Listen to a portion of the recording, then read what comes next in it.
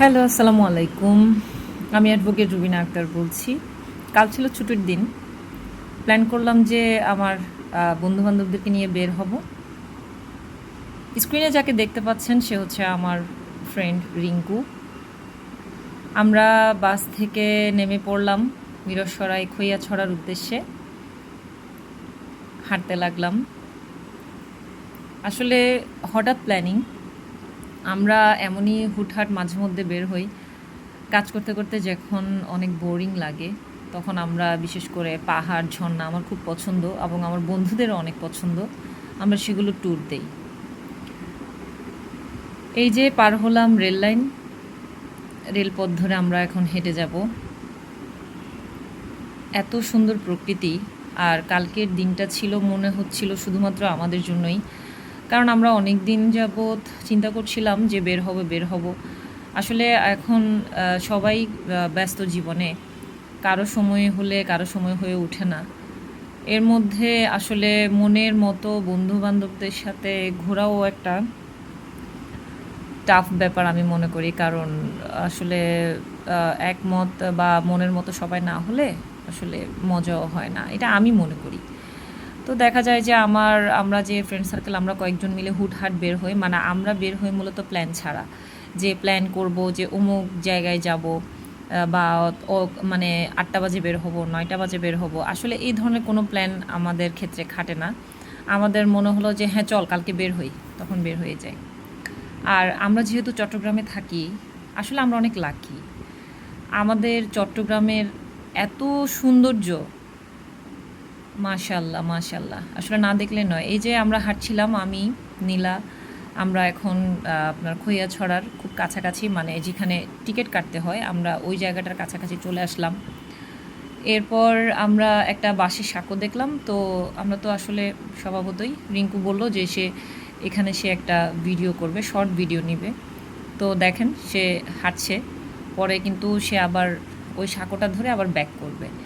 একটু ভয় পাচ্ছিল, সে নেমে গেল। তারপরে আমরা আবার চেষ্টা করলাম যে না তুমি যাও, দেখো, চেষ্টা করো, তুমি চেষ্টা করলে পারবে। অনেক মজা হয় আসলে যখন বন্ধুবান্ধব অনেক দিন পর একসাথে হই, অনেক মজা করি। এরপরে আসলো আমাদের ট্রায়াল। আমাদের বন্ধু রবিন, আমার সাথে ছিল রবিন, নীলা, রিঙ্কু এবং আমি।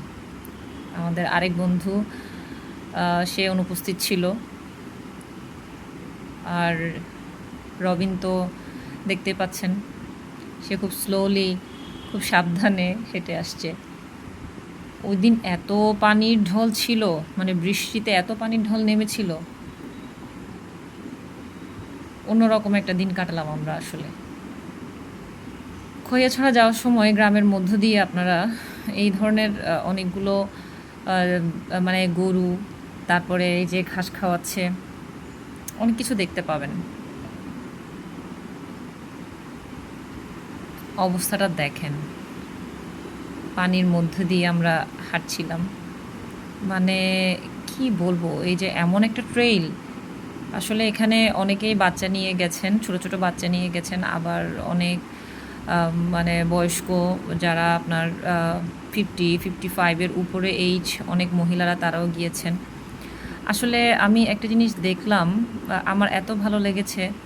যেমন আমি একটা কথা বলতে চাই, আমাদের চট্টগ্রামে, বিশেষ করে আমাদের চট্টগ্রামের যারা মহিলারা, আমাদের চট্টগ্রামের মহিলারা আপনার কেমন যেন তাদের লাইফটা তারা ঘরে বসেই পার করে দেয়। তারা কিন্তু দুনিয়াতে আমার মনে হয় আসার পরে তারা শুধু চিন্তা করে কি যে আমরা বাসায় থাকবো, বিয়ে হবে, বাচ্চা কাচ্চা পয়দা করব, তারপর আপনার এই বেশি হলে বেড়াতে যাব আপনার কত দূর, আপনার মেয়ের বাড়িতে, ছেলের বাড়িতে, বেয়াইয়ের বাড়িতে, বেআইনের বাড়িতে, এতটুকুই।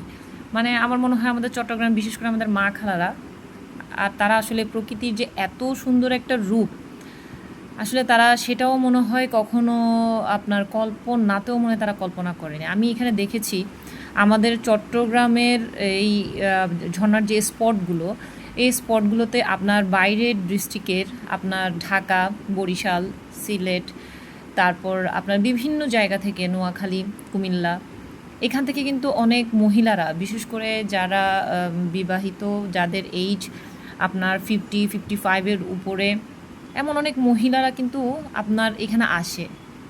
আসলে এই যে প্রকৃতির মাঝে এই ঝর্ণাগুলোর দেখা পাওয়া, মানে এই যে পাহাড়ে ওঠা, তারপরে পাহাড় বেয়ে নামা, এটা যে একটা কী রকম একটা আনন্দ, আসলে যারা যাননি বা যারা কখনো এইসব জায়গায় আপনি ঘুরতে যাননি, আপনি কখনোই বুঝতে পারবেন না, কখনোই বুঝতে পারবেন না। আর বৃষ্টি হলে আমাদের চট্টগ্রামের ঝর্ণাগুলো তো মনে হয় তাদের যৌবন ফিরে পায়।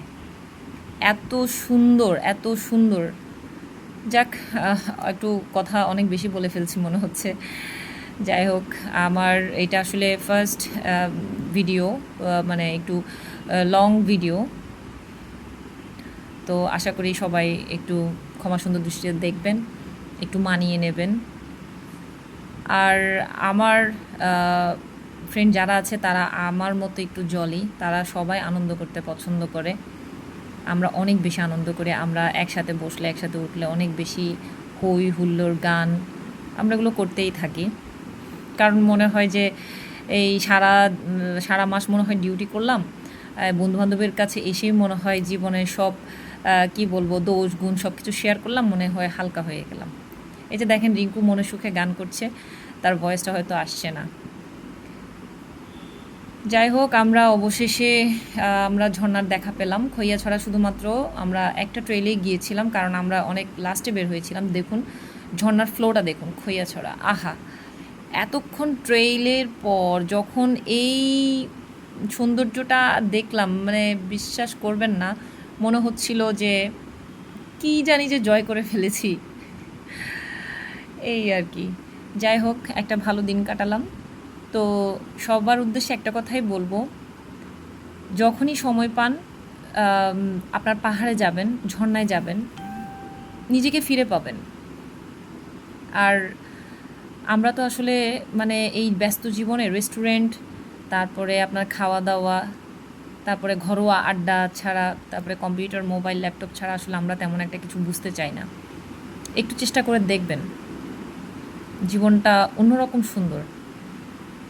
এত ভালো লেগেছে কালকের দিনটা। অসংখ্য ধন্যবাদ আমার বন্ধুদেরকে, আর অসংখ্য ধন্যবাদ আপনাদেরকেও যে ধৈর্য ধরে আমার কথাগুলো শোনার জন্য। আশা করি সবাই ভালো থাকবেন, এবং আমাদের পক্ষ থেকে আপনাদের জন্য রইল অনেক অনেক শুভেচ্ছা। আল্লাহ হাফিজ।